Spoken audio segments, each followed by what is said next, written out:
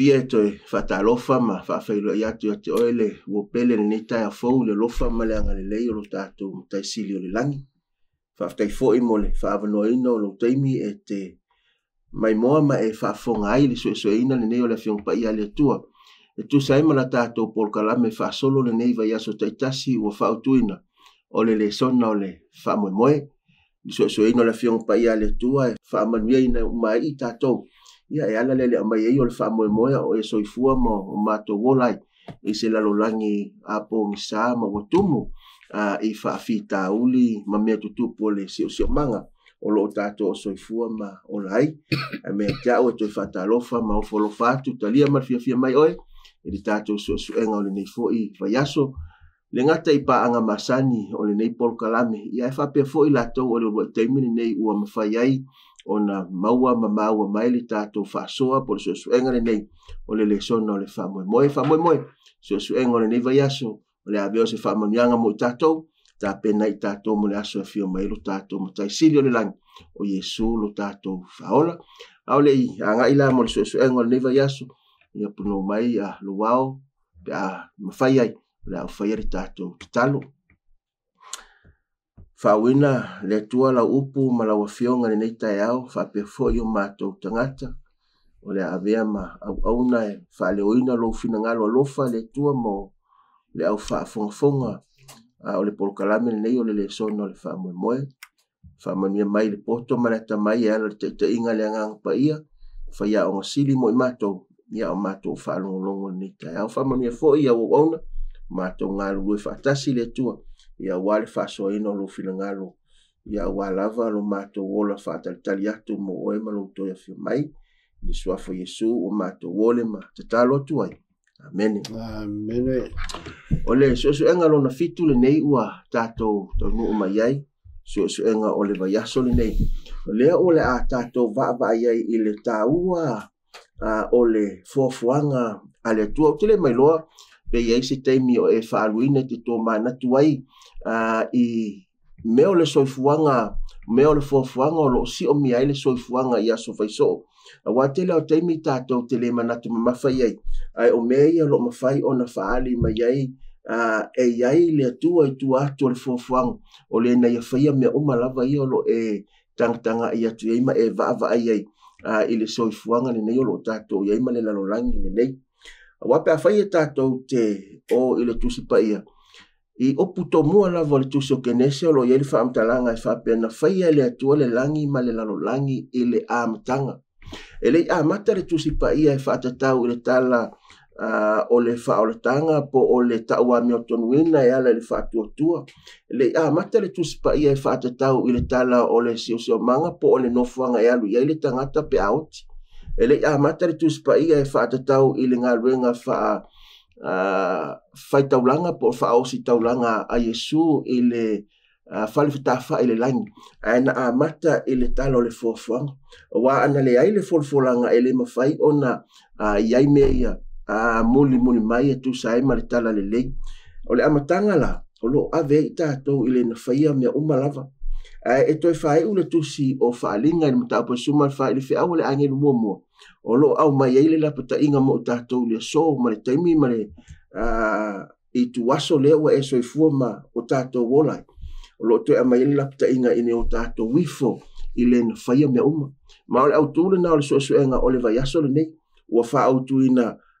ia ifo ile na faia pe a faia tato te o ile faalinga no ta o suma fa o nei o lo ia ile fe awala angel momo le lo tato fa o lava le fe awala angel momo ile fe upo fito ta walunga pe fai ul fe upo fito fa pe ia ifo ile na faia le langi ma la langi o sami ma vai ma puno vai o no winga o lo tala noa to ave le va ai le tangata I tu le kenese le sa ia ile fofuanga ile amatango me o masafaia ele tua ai ole matua tauloto la po ole mau autu ole sosuenga ole vaiaso nei e tato te mau mai le faalinga no mta upo fa olo no fa upo suma tasi e te toe mau e lava fo ile ata lava le tasi ole toe ave ole vi inga po le fa manu a wai ono mea matatau ile tua le fa apela le fa itawino le fa upo suma tasi le li e tatau lava oe ina ia tu watu ia te oe le vi inga ma le fa anene enga mane mana ai se a wana e faia mea umalava ono lo fina ngalo foi e iai I lātou maua faia tau te mai tau maile tātou awhia le nei taia ua toe whaafo I lava I tātou le soenga I le so toe va ai I le taua o le si o manga ato ai ma le fuafuanga a le atua to atu leva no momo le sa alua whasoa po se vaenga pupu lava I le tātou matua tauloto lau sunga le whengainga avene e whaatau I le matua tauloto leo le whaalinga e whaalwhai pasumatasi o le fisile tau na fisile ai sa tau ai le viinga mal fa manu mal fa ne tanga o me momoro pu fofo ele ia se ave na le tu ku amen ya pawa le ngai a faia mai me le yo se me o si mai le la le yo se me sa ye ye yo sami le se me sa ye faia o le ngai a faia o fofo ku sole o le ngai a faia mai me fo mai le yo se me nga fai mai le ku le la ve mai kala vingi o le whalinga ngai lui one. A iei si ka kau I le viinga. Ma le whanetanga. Ka ngawe le kua. Amen. Yanga o mea ia kaku ke ola I susi o manga. Ma mea makango fia. Kau kaku ku se kaimi. Ma kaku mai kauinga le lei o le kua ngā ring whai mei. Ma kaku whapeangi. Via le kua. Ia whanene ina o le kua fofo. Amen. Wae. O le upua ia lea o le fuafua o ngā kasi at kanka ewe po a mea ia whai laulangi wala ngā whai mea laulangi wa whai mai mea ua iai ai o le kua ngā whai e le kua laulangi mai leo se leo fuafungia le whafkai aua wa reo e saunua le vaenga lo le fuafua na o le tu ave wa ye si teimi tātou te whapea I o leanga o lātou na rua I amataina se mea e se la le tangata na rua I amataina o lena ia whaongaina materials po mea ia na whai le atua e whaatinoa ia lātou mea ia lo whai le solo nuinga e le mawhaina na whapea na fuafua ai whawera tu whapea na ia whaaleleia na ia whaaleleia mea ia mo le manuia o le si o manga o le tangata soifua no sunga le toi whaftai makango fial whaasore le vaenga le tu spaia mo ni kai au o le upu le o le upu le mai ifo I le na faia o le fesili o ai o le me tau o le ifo o le a fo I le me tau o le fa fenga kupule me o le ifo ai se a fo I ifo ai o koi fa mangaku mai ata to ele atua o le tangata na ia faia o lana ngā luenga e kauang fai ia sou o le ifo le atua amen o le fasili ai se a ifo ai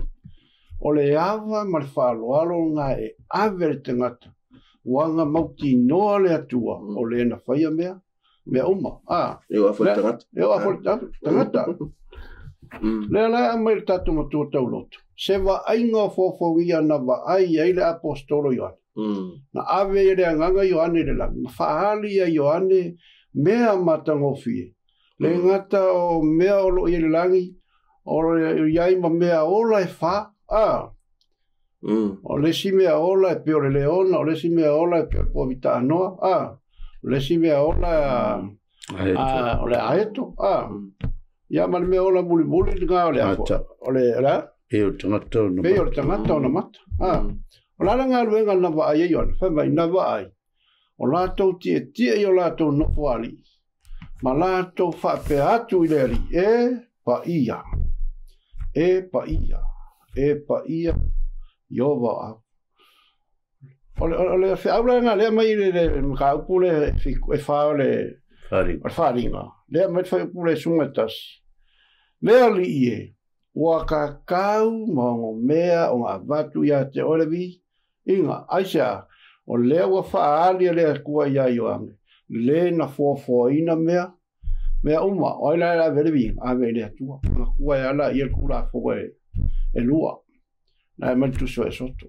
mai le atua aua te whai mo o e ni atua ese aua te whai mo o ese tu pua ua ta o se wha atusa o se mea o le langi lua o le whanua I lalo o le sami o I lalo le whanua Leila i upu ia whapea le tua. Aua ete i fo ia. Aua fo i ete au na ia. Aisa, aua wau o ye o walo o tua. O le koe mai ala le whaalinga le nitusi lo whaalinga o le whi lea. Koe ave a kako i kula fongo le koe le kuso e soko. E ali kula fongo. Ua ngalo i tangata le tula fono. Ua le ifo i le atua. Aua ifo i meana whai ai o lato lima. Mo kako lima. E o fwela ia kako. Kero kaimi kako ke ifo ia kako. Ai ua le ave le fongo i le atua. Ia se soange kule se vaenga whapopoko le vaenga kako le soka. Paftai taua ia le whaso wae. O le ifo o le tiu te lea ma le vaenga lea te tau ona whaeritanga. Ia o le so ia o te lea me o ifo e kaka o le kupe o ngā ruenga o le manava o le ilu ma le ai o le iskaka ifo le iska ngaka o le tapua inga po le ifo o le vaenga lea le whaia ma tātou o nei wa o e mau o le na fuafuaina le fualinga ma le whaatusa o le atua.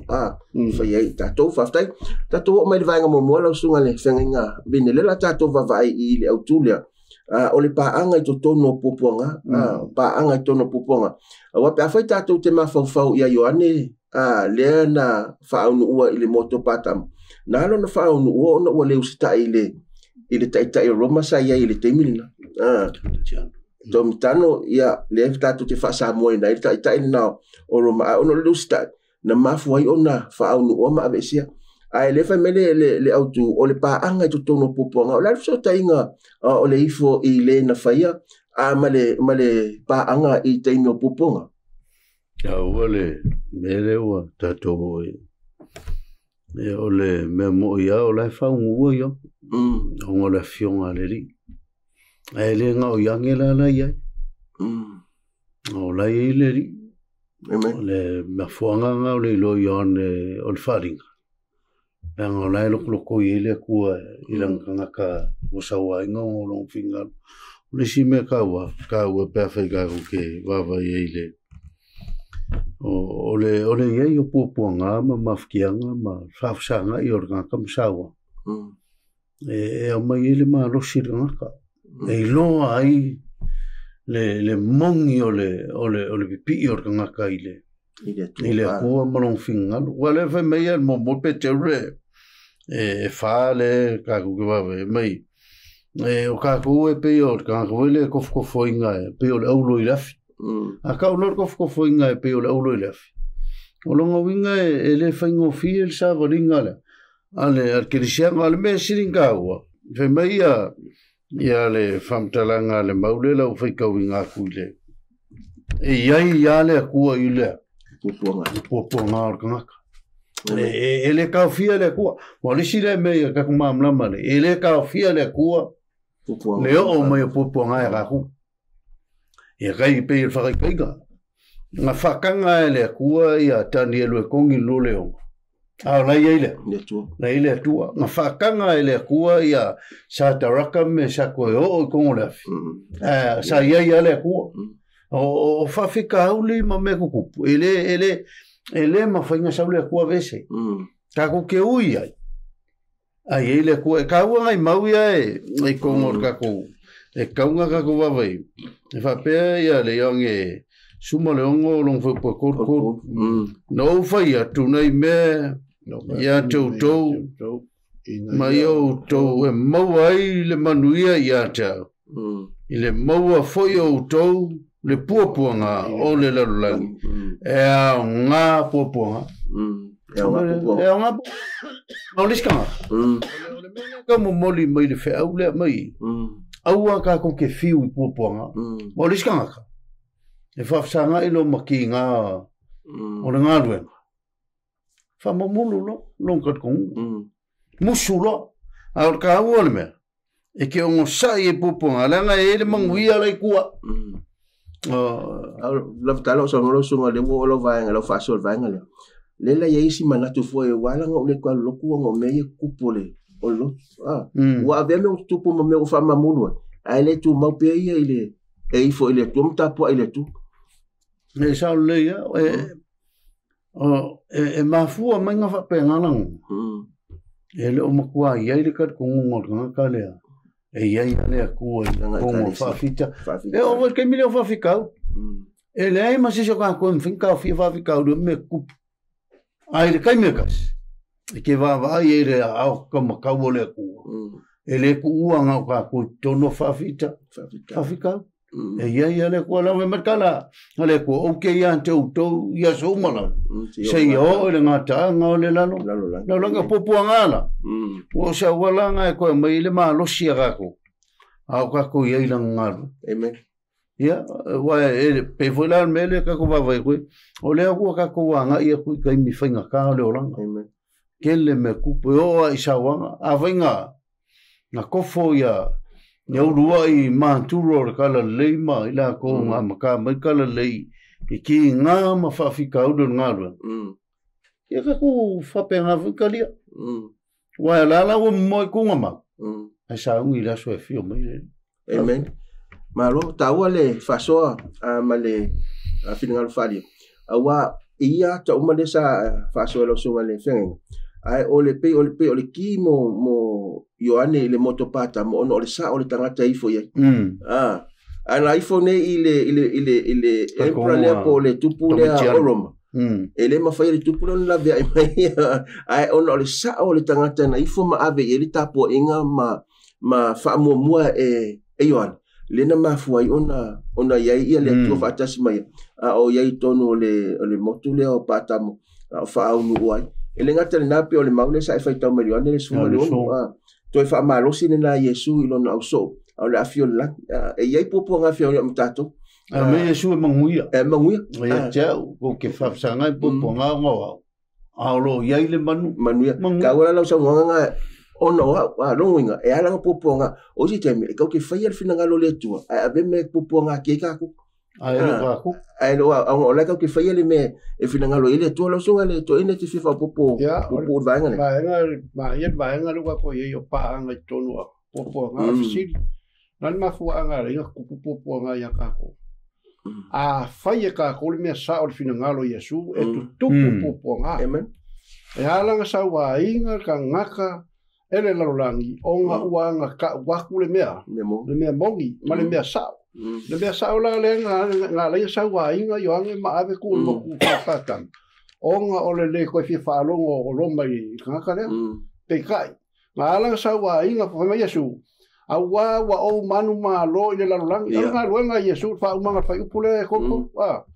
Ma wa o kol manguia awa nga o manu ma lo le lalangi sa pu nga Yesu. O le akale ka mai ka ko so se kai me ke fai ani me sa. Fa ma si wingo o lalangi. Ia vai foi kai me Paulo le mai le romba le nga wenga le sulfa so lo. Nga ka wa ko Paulo malanga panga pa nga pa le upumongi ma le tala ia ke riso Yesu. Ai la me rosi. Ala me ko ma sa wa inga. Ma fe kongi ma pa mai na la ko mga ai wa ki pa. Ai le nga ko fa ola le ko fa ola Paulo le ko ko ya wa Paulo fa le nga wenga. O fe sili la mo ka ko. O la le au nga ka ko au nga ka mingi. Inga ia ka ko mo moli aku se kara le le fa ka I le fa ola kanga ia Yesu. Aku kupu puapua nga ka ko ke pei o Paulo mai ange. Mai na to e sai. O le kali lai ka ko kali. Ka ko fia fa le kali nga mai Yesu. Ia o ko oli ma fia o mangu malo sa o puapua nga ka ko ke moran manguia le fa upule nga mai ani. O le fea ngai ma puapua nga e le o se malaia. Ai o fa mangyang. Puapua nga isa fali me sa. Mori mau mori ali. Ka sa o le fionga le ali. A wa kele kala le se ma me se. Wa kupu mo ka ko lang. Wa fa winga se ye ka ngaka le fionga le tua. Ya manga o ya mo mai ka ngaka so ka wi. Ma le mera le fa po ko va ngaka ko le so. Ma ia fa ka fa po le mai ele. E fai le songa mai o tato uma lava tai to tasi. E te tau o na ifo matapua I se mea po se tasi. Ele tau mai. O le tapua inga moni. O le tapua inga a le foa. E mawhai ai o na tātou I loa le mafu anga moni. O le o langa. Nā te au maia le mafu anga ua tātou o la hai. whamtananga la lea mea kako. Au kako whaasoa aku lea fionga lea tua. I lumo kangaka. Ia kako whaia ni mea sa. Whai mai lea kua. Aua e ke ifo iai. Aua po e ke au au mai. Men whaftai mo le whasoa. E taua tele ia le mai moanga lea aua o nisi o lu tau e whea ngai male kerusiano. Pe a whai e tu wha maoni mo le tua malon finangalo. E le marulu e ngofia lo na wha moe moe. Ai lea lo e se ngofia fo e male wha poe putonga lea tu. Aua lea lea ia le whamtalanga lea i le whaalinga lo mtau poe tolu wha poe sifuru masuma tasi. Ele tusi fo le kalesia e fela te fai le fai mai famtalanga o e tausia le upolo onside o le foi o te tausia ia te oile tu waso e tofo nei oi o mai le lalolangi uma e tofo ai e ono nofo le lalolangi fai mai fai pisu matas fa auta o te vave aluatu e ta fi mau le me o ia te oi ne ia vea se tasilo pale o lo vinga o le tausia o fiong pa ia le tua malana tu la fonu o lo tatou ono sa ia i vaenga ia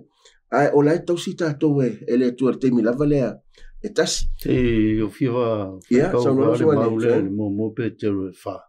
o ngai ka ua fe po sumur ko e fa sia e fa pe un to sia o to fa tasi ti nga ke vis yo to le oli ina ye fi o to mo le oli te pe a fa lia mai lon o le focus ale o ka ko ki nga le Aula ka kia mai fa moi le ya ko le so fa ali mai le li ke le mo e pe ya le me ngo ki nga le fe mai ka la le nga nga va no so mal va o ki nga va ve ma va e si le ku no manguia le o ka pe nga si fa me le fe su mal fa fa yo pulanga ina o to no so fo ke mis mu ia o to o le me pico si le ka o le me nane Olha pian kau. Olha no ka kuma fau kala kan ka ko sa wal me ka fai. E kire pole foi kala mangi fau punga fai ka ko na re ka nga lu e nga le ku. Ya ka wala ya le foi vai. Ya o lu ka wa mo ka ko vai. Pian fai. Ka ko ke le usava vali se la langi vole fa pe ka ko ke anga is file mu le. Ka ko ke sava vali ai fa fika uri meku uangi ngalo e rako fe mai Yesu o te yante o ku ia Yesu maftai le tio foi fetalenga foi Yesu e va kelele awala foi le ko kelela ko uye ya va ki ale awala va itile awala foi le ko ki foi la ko o ngor kelo fe inka o fi o mai ko fa fi ya fa ko pa fa perfect fa ta ia o nga o fa fi taulinga o so fangani foi ia le skanta ma o se foi meri o foi ko ia tau po fa maso po wa ka mi a sa o ka ke foi a fe ke foi ele tu ma ka po fa maungi o ele tu po a me tu ele me fai ona e foi ia ile vai ngale so mai lo sunga le to ina atia o le foi le na fofo vai ngale luo na o tato faso se e faso mai ia noi moanga po ni le sona foi fai no tato au mai ile vaenga le luo le tato faso ni taia Partai o kilo le autu le i foi le fofo le na mata ile sa no nga la su ko fa foi ia ele tua ka ko le fofo nga tu so kenesi amen longa lua ko fa foi ile tua ka ko ilanga kula fo ku so esoko a makalkula fongo le ko fai mai aua e te fai mo o eni atua ese ia yo luma aua o aua nga le kua o aua ke kele nga ya awa mai ka ko a fai mai le atua aua nga e mangui ai ka ko a le kai mi foi ka o le aua nga e ma la ai ka ko aua e te fai mo o eni atua ese yo lua aua e ke fai mo o ese tu ua o ta o se fa atusa o se mea o le langi lunga ai vai i sila fia le ko me o yena lenga ave ya isala se mea o le langi lunga po le fangua i lalo i sila fia le ko fai kango kale la au po le fangua i lalo po le sami lalo fangua aua e ke i foi va ko fa mangaku mai fa linga ya fa linga lenga ave ya yo ka ngaka o le kwa e koe fa fo ia yo fa manga ko me ka kalkula ko si fiel kala ale nga valo anga le kusi de fo ngai le me le kula fo ya si me e makua ingo ye sa kan o kula fo ingo saka ngi kula fo o langa fa se enga fo ile nga fai langi fai mai ele ka kau le ku nga fai se kula fo sai ki ai angelo ai ka kau nga ku angelo fai la ko sa ko fa si la mo ka ko e al kai binge ile la langi wale ka lia kula fo wale nga lu wo fa ka se mal kula fo la meri wa so nga ngumi le la wale ai se ava mera le wa ve se el que apolo me fa nga wale ku po ka nga ka fai le ku wa ve se me ka ole ava ole si des wa ve se me ka ole fealo fangi mal fe fa alo fealo wale ai foi se fa mole wale ai se fa kai ai se onga ua makua ave ese ka ngaka kula fo le ko ale ke le ngala ngo fa fi au ngorfa wale au ngar tu la fono wale au ngar tu la fono ai nga o ka fe ave o lo po ave fa pui o mena le e ka kau ya ka ko manga kula fo ya ifo ile na faya me uma oi ole tua e o po kula fo le fe le ko so le o iwa wa nga sala nga alang fere kula fo ele fa o le ka aya ya o le ka ya sa vali mamule ma ya ka ule sa ka o la usunga le fe nga ina le a wala ba kere mo la wala ba o la wala ba kere le kula fo mo pula ka ala wala ba piapi e el kula fo wala ba kere fa mo fi pula o la me fa a so po ka o mala ya ya se fa ga ka kule so a re ngai mau ya mai i mai o le americana ya sul ma de yang mo a wana au matanga le loko sai le atua poi le loko le ko fa manga kumbai sa o yesu mo le ku sa o ina le la amen so fa nga vine te le sivanka o le ko mo le mai fe au le tampo ai le fofo o kele ia tatunga se le mai mar pa ko la lanki wa ve pi o ka ko fa evolusi la ko nga ko ka ko mai in ka mai me ngi foi o isi me ko usanga fa ko 4 million nga ia o si o ngai ko 4 million ko usanga e ka oko ole fola ma mal mangi ngongo meuma la kuso que nese mo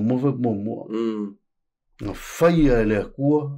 le langi male langi na ka uma nga full stop ele si mega ikua no vinga nga le akua nga ka uma me po ai seisia kamai ma seisi la fi ya ve me rom kalanga e ma faia le la nga fa ke le nga longa asaile le se kongi o si o e faia nga me mal fai ka pilion o fe kuie kago ke mai kauinga ele se foi ai ka ope no ole vangi mo o siri o nga faia ai la ka konga ia ma la ko silfia ia fai mai o meu ka ko ia o ka ko ke me kupu mai o ka ko felo mai ele ia ole tali o me uma far ku spaia ma faia ele kua le langi langi lam kang o le mea ngai alanga ka kau e un ka kou ka pua i maifo ia te a wangi suia se si me ka pua wanga i giskan ua faia ua vea mea nga faia ma mea e ka pua ia ma wanga i ka pewa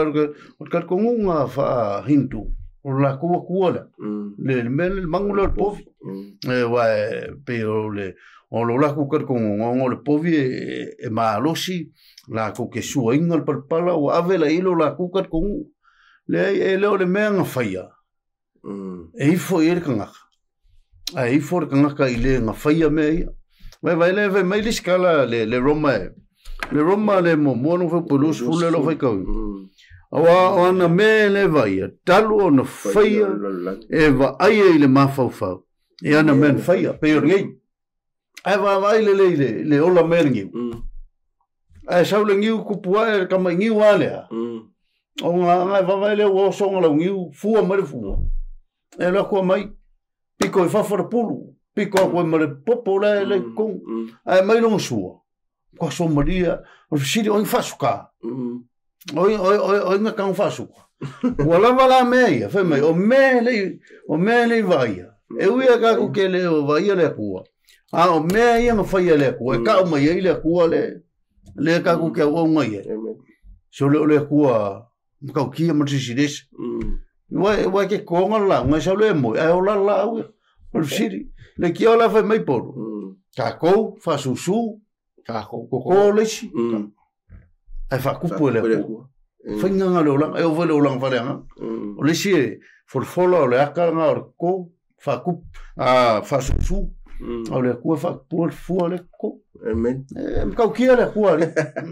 E taua wa i le whaamtalanga lava le nā paulo le roma nā momo. Wa pe a whai e whai tau nei e pe o le olo i ei le whaamtalanga lo tamu whai paulo e wha malama lama i tangatonu ese ma tangatonu nu o le atua. Pe le i ei le atua i tangatonu ese aina lato i o le o fofua. A le whai me whaamtalanga whai pe loso makas. Awa fo ina iloa e ila tole atua a ole vivi I ma faafta yatu yate ia tusa ile atua ai pe tai wo fa vale le ina ila tolo la to fa ma tau ma salong wo fa poli linga fo yo la to loto vale la wala ko lo ye ile atua fo inga me ai wole manato ta po ile to fa ma fa po wo suma do wo vale la to a fa fi poto ila to wala to su ya fe polo futol wala to fe su ya fo le mamalu ole atua so fu pe lava ma le fa tangata o le tino o le tangata I vale mamanu fele mamanu wa fa man fe tolof le la ko fo er kula fo le sa mo wa le ifo le to le na fai a wala ko fa akusa ma fa ilongo me ya ta la ya ma la ko ka ya fatus e ifo ya o manu ya le fo fa ai ta o tele le fa so va nga le tato fa so e to fa manato me ya tato o le tu na ya fa ya me o e ma fa yo na ta ni ma si o ma wa le ase ka o ka ko so me fa pese ki ya me nga ngalo mo so le la nias wo so la me fo fo ia ka wale ka pule sa fai ka ngalo sunga fa pe ele nga ka inga la ko fa ya fa akusa ma suya a fa me ula ko suya fo le ku kani ma le ku fi fa tau ia wa le la ku pu mar kai binge wa ye fa finge wa ye ya fa kan wa fe ngo fo ai fo wa ngo fo finge mal finge ngo fo kan mal fasili aisha wa ku poinge me o kala wa fa ale ya ngal ka ngakal kula fongo le ku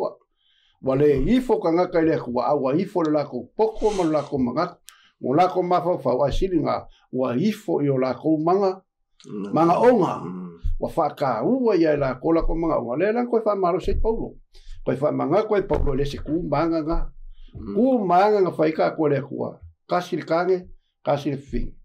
ele ifo foi se mega faia ai ifo ile akua lenga faia mea alfa ku fa kalanga ngala paskol pau ka wa ko ile kalesia me wa kupu ma fa le ko wela lang onga wala ko la ku la fongo le ku si va ko si au ko mai kala le o le si me e alanga ka ku ka po ile ku ko kas mai ele sai ele fast food le kon ka ku mai ke pa e sei te pa e ilunga mauto vai o e o faia nei meu na te ina mai lanto wa faita wina na te vala au ya te lanto uma yo lanto ingo ono le tele o lona malosi malona mana tele ele ai so lanto ele lo me ko pea whaika winga ma mai vai ngā au. Po ai a pea polar kokele.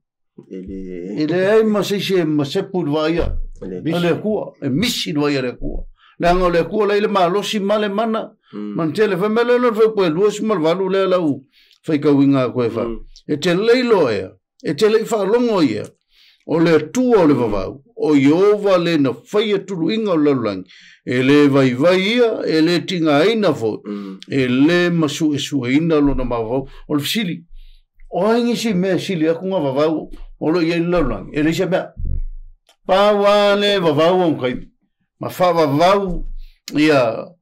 le longa soifuanga. Ngau le kua. Pawa. O le mela ngai alanga kaua.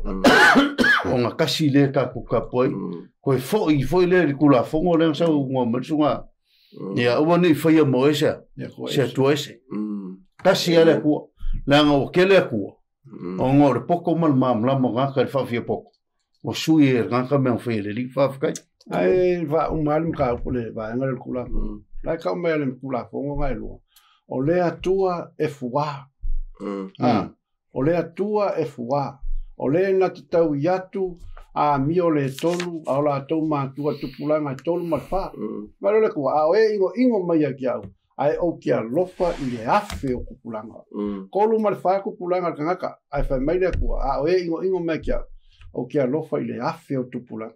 o le fe au le ka mai aka ko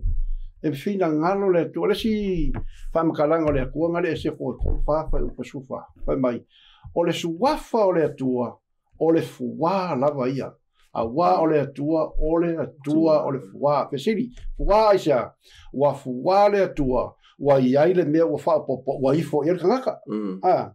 wa fa popo kangaka le mea ifo iai ai le pesiri po ai fa ia mea uma o le haka le ka mea ka ko le lalo langi a ko le na fa ia mea uma o le atua le sa wa fe au le masu e ina lona mafau amen le kio foi fam tala foi le tu se salamo ua tala mai le langi le mamalo le tua o fa ali fo le van monimo le mamana ona ua la va fam tala nga ka me ka ko ni ai o le tua o meu amen ba lo mo fa so ni tao e lo sunga le fenga nga luta to wo me le sia va nga ta o le fa so o le tua lo la tala mai wa ile mana to ni si o na o malona fai le tule la lang ia alu no fo mai le ilona no fo ali ile lang ai ko e ka ko fa penge la lang me le wa lenga ka ko fa penge le wa mai nei ile so so ngor va so nei ai fa mai fam tale au tule o le tu lo la tala tamai lo no vinga e uia ile va ai de mama fia afe mafia mai ai silia ko ngala kala mai le tu lo la wo le ya vo le kilo fa sa ga kingo so va le fani ya o ke longa e ka ua ka ko wa le mele ele o le mele la kala ka mele ko ka pe fola ngu sala e wale met ko ka koleso ele ka minga va mai le ko la polonga ka awa va pela sa or ka ko nga le el sele ko ele sela venga le ko ile ngu sala e al mele ka mele kala ka mele ko ka wa o le manga ko ga ka yo ma maule ko ngale ele nango le ko e ule lo langia ko e mangingo ka ko a ma maule ska ma ska e fainka nga o sau na e lo nga mele ku pu mai o mele ska ole ko be ma maule ngo fali ole ko si de ona ya le ko I malonga ma malu nga ka I ke mi mo kai pe va ngo sala sa wale ku li mai vai le ku le polonga ngu sala ele ku fawinga na le ku nga ile wala nga fai ele wa isikai e ui mai le wala le ku e iskanga e ka mai le la kala ka mai le ku ele e nga ka kai pe fa kai ka ava penye o ke le ba ya se kai mo mafke o mo mis so e mai le ku le iskanga ka se be wala ngu fa kanga le ku mo fai ele ko alo mai lo ngu mai le mesa o polonga o le winga o kala e la kala ka mai le ku ya ka ko e ala I langa nga due mai ia wala ese e ga pe vola le o le lua con ni to lima sumar fik ya mai o sewa le lua con ni to fai wa ke riso lua con ni to lima fai po sumar fik e le ka ko va ile luego ni te rimba po sumol fik o kasile wala e ka mai aga ko e la kala ka mai le li o le nei a foi ya ke riso setas o le tangata fobia wa mavae metuai fa uta wa fa fowina me o le wala le sile wala ka mai le kala ka mai le ko ga ko o le kai mika ko ke kalia inga I su yo ka kola o le kai mianga o su inga yo ka kola o le sili fa fo se na wa ye le ku ga ko la ka mai nga le o le mau le ko ngi sila kai ele sa o le ka ko wa ku ka ko le ku e muli ane ku la nga ka ko fai ka ngir ke lo kalo ku spai o le kele me ku kupu le ngu o le ku ma kanga kai kokas anga ya le ku Pea ka au ngen ka ko vai foi le kaiminga. Ma fiki ka vika. Ua ia se mai ai lolo ko ilalo. Mai le ko na tano alu. Yeah. Alu fai ka vika. Ka lo fai. Fai ka vika o ile ma mo le o ia. Al ka ka ko ka se. Ngo fa lo ngola ka vika, mai lo ka vika le ko. Ia sui mai ia. E fai ia se sia. Lo ko fo ko ai ka. Ma se lo ko mau. Na ngala ela kala ka mai le ko. Pei fai ka ko. O kai me ka ko o se maleri. Ele ku au ngoinga ka ko le ko. E kuli le ko ka ko. Ia me vele ka fa ile ko un sai. Ole ku lofa. O longa lofa le ela kalaka mai ka sala. Mai pe vola aga ko ku lo la ile var ka ma le ku ngolang sa. Ai o sa wa Yesu. Manga fa la kalaka ko ka e ko fa fo ia ku ka ia. Ia va ftek. Taua pe fai tau le fam talanga tu simo mo pe tem ta pe lima mo pe te no ta pe lima no fa pe fitu fa me e tu ina tu ya tieme o mato pole ai wa lo mana tu lo no winga la ka mai e lo mama le o la tala mai mana tu mai so le to ina kai wala nga ka ko kala ngole o pule wa mama o le tu o ka ko lo le ko ma tu a wala ka ko fai wa inga le upule o mamau le tu o ka ko mangaku mal ka ko o langa e o lai male ma e nga sa ka nyole fai ka ko o le sile mo dia nga sa ka fa mamau le ko ka ko le me le ya o ga ma ka ko ku spa le fai mai le fam talanga ri sa ya le lima suma fitu fa suma lima e wi lava o lo afio iova ile me ma walunga ma le pa ia mate no fo foi ma le wa momo ma o fa ma lalo lo winga ele ma maule ku o le ia ka ko le ku le foi mai Yesu le Ioane le sulfito no foi e lua suma tolu foi mai o tu tonu ya te dato o e foi o tu tonu ya te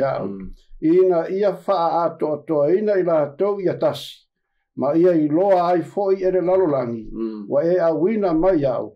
ma e alofa mai ia te lato fa pei ona e alofa mai ia tia amen o le ko komu ia ka ko ye Yesu o le ia tatou la ko le whakalinga fo Yesu o ke alu ai a wina mai lo fe soan lo ai o le anganga pa ia o le ala ia ka ko mera le ka ko wa fia ma le au fa fonga mai aua ka ko ke se kia I upu pe pelo kangaka ele ia le o mamau le atua o le akua le ko komu ia teita le foi ai el kusa ia le bia wa o le ko kusia la kula fongo I papa ma kusi ango ai wa o kusi ko kongo ango ko loko nera le fa ia fa mala malama ma fa ai loia ia teita toma tangata umalo fa fongo mai le ai o le atua lenga faia o le atua lenga faia o le ia teita tole le atua o le ia teita tole atua ele o mau le atua mai ta to ta ua fa tai mo le faso a manino male mamla wa ata ko wo fo la tu so falinga ta po to fa po los fulu mo masa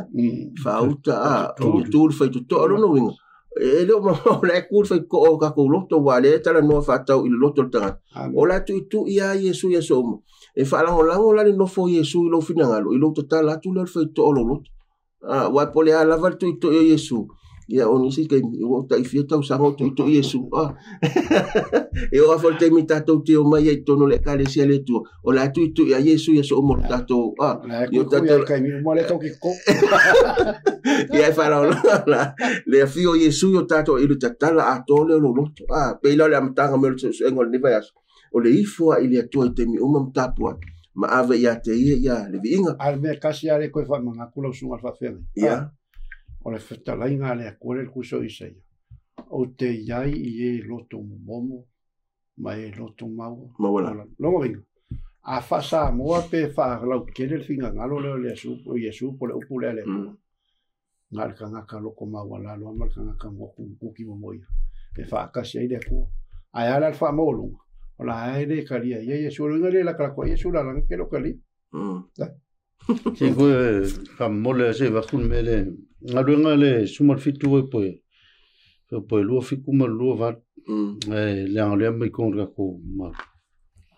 foi le mele ona koi paulo le ka poi kan ka le ku ngale lo tena fam kala le paulo le ku ngari o le soifu o le ku sisile foi o ko mele na yela tu sa idileli pem foi ona la tu tang ma la tu lo oia e peta ile ma oia ma ita to tes foi me po lo va awa o yolo o la ita to manga yo ia olo ia foi tanto talu o ia pe on fai mai foi e isi o to fatpese awa ola na fa na talu mai ole sile me lo ola ole la kala kamele ko ole ke ola ni ile o marcar ole ola le ke ola olo nga yo ia so ole me nga ka me ole la kala kamele ko la nga fai ga ko le ole ola le ka fio ia fai ngalo ole ola le ko ole sila fela o ile ku le ki fet wa yo el me foi le ku ke o kasi le wala ka me le la kala beleri la sila li pasta va mo mangava o mangava meleri o le ala na kala ka me le ku le ka sa wala nga ile mama le ya tanto le tu vieleri ta wa sa fa maun wa le ave mo mau da fion pa ya de tu ma gol fa so ma le so ngol ka ku kusi au tu spa a fa yo tono tu spa ya e ka lan ka ku fa mai ma ka ku ta tono ye la ngo me yo lo fa ni na ya la ta inga le nga ngol tu le na da ye a ta wa fa sta mo le fa so le va nga lo le fa so la tu le fa ngol fa so a lo su ngale to le la ta to me le va nga le o le tala le lei fa am sinonga ma le fofo tala le lei ma le famasinonga ma le fofoaga e faaso mai ni vaega tau o iai i le vaega lea o faaso atu le faaiga o le tatou faaso faafetai o lea mai i le tusi le oroma o le nei se faasala i e o ia ia keriso iesu o e le sa vavali i la le tino laleaga o le fesili o le ale tala lele o le ale tala lele fa mai fam talanga a Yesu Keriso yo to e fainu malama maso ma papati so atu ya te la to so fortama la tali malanga faia o le tala lele la o le tato e moli mau mo Yesu o Yesu nga fio mai le laulang sa ili ma fa ola te kanga kaunga leilo o le whamasinonga o le fasiri o le whamasinonga o le whamasinonga wa ala o nga sa o nga whaile o nga iaine upu le whamasinonga le kakolaula o nga ua soli le tangata lea tulafon ma le ai se isi me whamasino i nai tātou le atua wa na o lana tulafon whamasino i nai tātou e tusa ma le wala aulia o tātou ia ma le fuafua ale sa ka ko kalango inga mai fa vasenga le mai le atua nga fo me wa enga kikele lai o le o ka ko yengi o tala le lei ya Yesu Keriso malona ma lo e fa va tala ina fo le ni tala le lei o le ma lo ina tu la o no o mai ile o le ngata o le va enga ka wala le mo ka ko a ka ko ka lia tala le lei ma ka ko kausi le kula fo ngole ko whamasingo inga ka kole whamatu so whai la uma. A wai whamasino ina ele atua, mea lilo uma ngā luenga uma, toa ma mea lilo uma, lava. O mea le lei toa ma mea lea. E leila se si mea whamasingo inga ka ko, e whamasingo ka ngaki. E kusa, malanga, mio, safai. Pere lei, pere anga, e whamasingo. Tau whaftai wai. Yo le famtalanga le mai il tusi le o Colossim ta momo suma tolu o suma fe famai am tau fa suma tolu o le kala le lei o ia ona la ve mai ati tatou na le pula le polio ona au mai i la tou i le malo na lava lo pele a fa pro suma fa mai o ia o tatou mawali tongi ola lon to o le fa manga lo ina le o sala o tala le lei o ia foi o tusa male atua i le vai o le ulu matua me uma lava o faia wana fai e ia o mea umalava o mea le langi ma mea le laulangi o mea o vaia ma mea le o vaia no fuali i maali i o li isili ma fai pule na fai e ia mea umalava na fai a fo i mo ia le roto e ava ka kore fofuanga o ia fo i o le uluai mea le uluai o mea umalava o lo fa atu mawina fo i mea umalava ia te ia o le tala lei la le isi tala lei tu atu o tala lei ia Yesu o ia le na ve ina tatou o ia na faia le fuafuanga na ia le fuafuaino le laulangi ma mea o ia fo ina ia amai i tatou ma le pongisa i le malo le atu o tala lena le sunga le whenga te fifa popo la tatou se i le vanga fai o me popo ko o le si me kaua sa al mau le fai ka mai o le se fa sala io ia ke viso Yesu o ele sava vali la le tino ai la le anga amen le mangingo le mau le so skanga ka o ia Yesu mo le ko is fa sala nga ka nga ia ai sa le ola o Yesu la nga o le ko fa kingo foi la le olanga so skai me mau Yesu o la le ko ola lo fa kingo fa ngolo ngolanga o la ola fale anga e fala ngolanga o kai kai nga le anga o le kala leila so skai me ke mau Yesu nga maliu mo ko ku mo le lave ingo ka ko o le kala leila nga ai le kai me kas fa mai ale falinga le super power po e o to wifo i le fai langi mal lang o creator o ia le fai langi mal lang mai awawa o mai le tu aso no fam simo o kai mi o mana le sai fu mai ola o le ke ola ira lole o le lofa ele nga ka le kale le u ka me ga ko mo maliu ia sumo ga ko ai ka me foi ga ko o le nga fo inga ga ko ai kai me kas e lo le ke ola ira lo fam simo nga le ko o ngiskanga wa iskar ko me fka fam simo nga pe fi me Yesu ele se me va pena pa wan mene sa Yesu e sa wa mai le kawi ma ave le lang e sa no mamalu o la fai le fam singonga su ele ko o ya vinge lo se fa pe a Yesu lo toma o vinge le ngo no malior kala leila nga kala le vinge no malior kala le fa kaula sa fa lo nga pe afio mai Yesu ele se kala le leia Yesu o le kala kangaka kala ki apol se longa afio mai Yesu kwa fa ma singo esa pese al kala le leia Yesu wa makale Ramsingo. Pafka. Malo, faftai mo le faso wa e taua le manino mama mla mai vaenga ia. Ai aua nei fawina ina ngona mama na to tangata ai amai to no le fionga pa ia leto. O tele o le so. Ia a luta no manisi e ke mita no manisi fa pe. Se fa mai fa aule sa o fa tau tu si le fa mai tangata le sa mata mata le YouTube primele. Ele fa vai mai nale o onga male so fu o tanga. O le tusi pa ia e anga ie. So ia o ia sa wai fa vai lo la. Ele au nga ia tato na fa longa ma e mata mata i mei. E ta o wa nisi tem. O le ma na ia o fa mtalang. E fai. Ai le fa ma. Ai pe teu mai foi le pe o se me mane. Ia to si nai be la fa te inga fa mtalanga. Foi le o ta tele le so. O le tonga mau po le o te lo tato wala le ai mana tu e lua tu nga tangata lo ta o tu nga mau tangata e tu mai mal tangata e tu ato tu mai fa no mai fa no vinga la ele o Yesu ta to wala le langi lo tu e no tu nga mau wa e la to e o ti o ile li wa ele fa pera o lungo fa mtalanga ina ia ma fa no fa te i ta to le so no le te lo le mau wa mai ka nga kai o so mai ma fa o istangata ia o lai e taua ia o meia lo tupu le so mal si o manga o le tato o mai le vaenga fai o le fa solo sunga le fengenga o le la tato me wa a fai te va ai ile talito nunga le fa o volusi o le tupu mai o tato i meia pe ana fa apela o le onga le na le tuspa ia e fa matala ma fai una sau me ia to fa o le tangata pe a fai e nga sale le so o le ola tato va vai me o le fo i lungo le sata o le o se isi fa mtalanga fai ngofi o le atua le na fai le fo mai le amatang o ia lava le tasi le o lungo le sata mo tato lo so le fenga fa solo sunga vaenga le o mai ka ua le ka ua ka ko mau le o le vaenga le ka ko le songa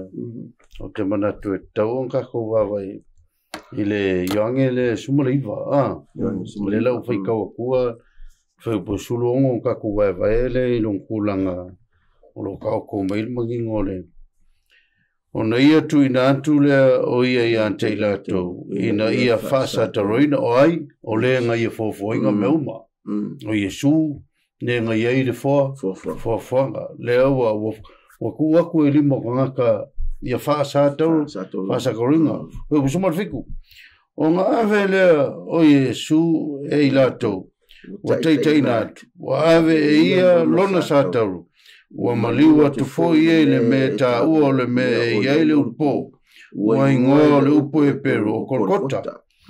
Ale, fai po sumal valu, o sumal o fasa, o lantou fasa taroina ia te ia i le mea. Anto maistangata e torua. Fatasi mai. O le tasi tu. Le isi tu. Ai tonu Iesu. Fai po sumal iwa le ngakai.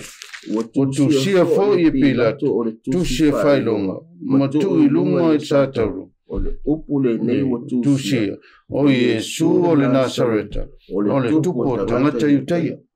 E a le la kako wawai i le whamkalanga kuspai e le mwhingase, le Iesu le nga fofoinga, nga il fofoanga lala.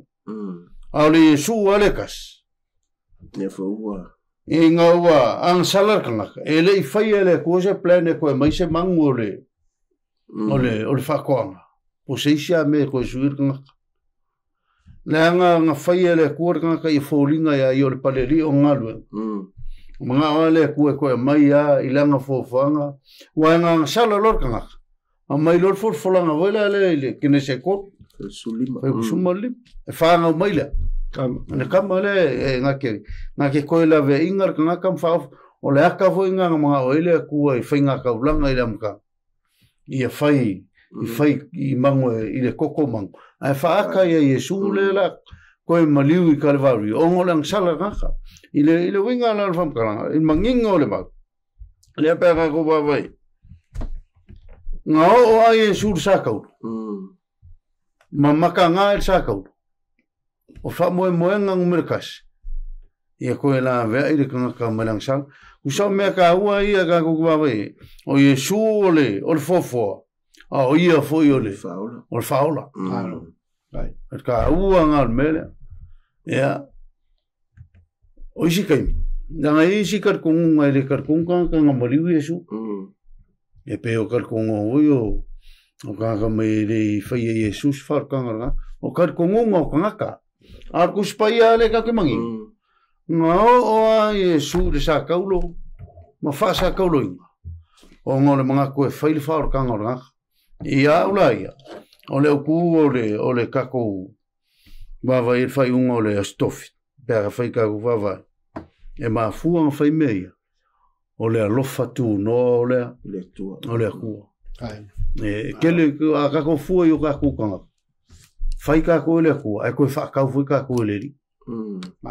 E kaunka ka kukaka. E re kaungofi, newe me pekero. E ri whakau o koungi me pala po le ario. Ai ngā whata wina o tau le toto ke wisu. O whea, i lungo sa kaulo i Kalvari. Aora kupu. Whea se kupu wa le suir ka ngaka se au onga. Aora kupu. Ai sau suira o. Ele mfai se kupu sa sui se i kupu le olanga ni e ngofa ai e lungo fa al kupu le lanki fai ka ko le anga ka ko ai ko sa wa ya ru kau sa ka al manga la ve ka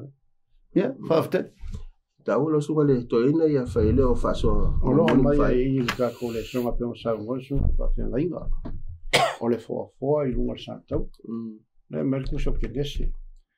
mai o fai mai le tu o mai ia ina tātou whai ai o le tangata i lo tātou fatus ia fōlinga ia i tātou o le fōwhanga la ngā le hu ai o mai runga sa tātou le whai mai o pui le mātai o le rupu fitu anu whai upe whasa funu mai o whai pe atu ia le mai o le atua lava lea e tasi o ia alanga i lunga o le sa tātou Eli lama sapatani o lona winga lo watu ai ai se a wa tu la foi mai ai ya ja ole foanga fighting at the fatus ai na koe alu Iesu lugar sakau inga ia koe la vea ili kangaka le nga fai le fōpua o le fe au whaapikole mo kanka uma pe pae pe mumu pe raenga pe uriuri o le fe au whaapikole koe whaamangaku mai o le atua nga fōpua inga le kangaka a o le akua fōi le ukoe alulu aise hawa e kura fua e ia kia siri aise hawa le lofo Yesu ia ki oima Lukas fulu iwa fai pasfu wa saule atali o te ngata amen faftai mo faso le ua tatou tonu mai le mutaanga o le faso foi ma se se le vai aso fa mo ua fa manuina lau fa funga nei tai au le ngata lea ua fai ona tatou wa o ina ni se vai ngata ua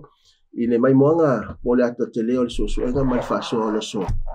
ia sa o le te ifo ia e se lo le me te ifo ia o so ifanga ni ona amata leo ona fia ngai tatou mapupuanga ma fenta ai mai se leva te me o mai fenta a sa o le tangata tatou te ifo ia o le na fai le langi ma mea umalava le tua fofo ona iai le fatasi o le tua mai tatou te me tatou te u iai fenta o le so ifanga pe ona fai le tua mo Ioane moto patamu fai le tua mo Tanielu wo Tanielu fai le tua mo totele o la to no i fai tama poponga to le tuspaia na ia le tua isi ana na sao le tangata na avele la to tapu inga malifu ele ngatalina o le tua sili ato na la mai tato na ilo tato wo mo tato aina le so ai sili foi le mamao le sili fia le tua bela o famtalanga le na tato fai ia le so na fo ele tua ile amtanga ai na to sawa fa tau o mau ona o tato pa u le mala yo so fuang le la fa me fam talanga le maule le fa o le tato fa so por so ngole so isa ye lima suma tolu non fa po ono fa mai o tato umma o se i tato e pe o mamoe o ta itasi ma fa sanga e lona la vala e me lor va ngul mul a o fa o ia te ia e o vale a mio leanga o tato umma o no winga o le tato wa sala o lo tato le lo le la lo la ana to e fa e umma ele tu e lungo lona ina ia mangalo o ma o le tangata fa tu ele tu fa mo o to e manatu ia ma le ngona ia e ma ia le tato so enga ile no mutaanga ni va yaso to va la uia oi va la uia sa wo ile va yaso fo le fa sole nei o le sono fa mo a tato sa un mo so enga lona valu ele ngatelia o le vanon nei fa afta ia tu ai mo tato pa nga masani mai la tolo mafai ona fa fitai mai ile tautua mala o nanga nei i lungo na tato ala ata nei o le fa mo fa afta ia tu lo to fa malo lo si mai ma o to manatu e fai lo mai e ala ia to comments but go many i lungo na tato penga te fai langi le ngate le Facebook o lungo YouTube fa afta tele mo la o to longa na fa mania le tu fa mania fa le tu au nei sunga fa ngai avino le kalesia i pangpango fa pe fo sunga to ina yatia le kalesia yakina au le la bala u le sunga to ina yatia na te fai wina ia tato se talo ni ta fa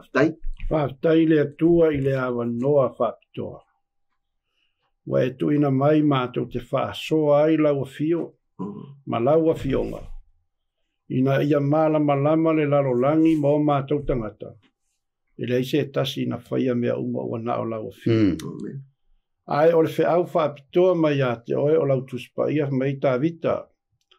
o lau fionga o le sulu le o matou vai ma le malama i o matou ala le atua ia vere fa so ai no lau fio mo lau tuspaia i le nei taia e fai ma fe au fa pitoa i so se tasi o fa fonga ma mai mo mai ia matou talia ma le fia lau fio o le fofoa a o lau fio fo ina e toi maliu e la ve ina i matou mai le angasana Mangalo matou se mo matou le ngai lo suafa Yesu. Amen.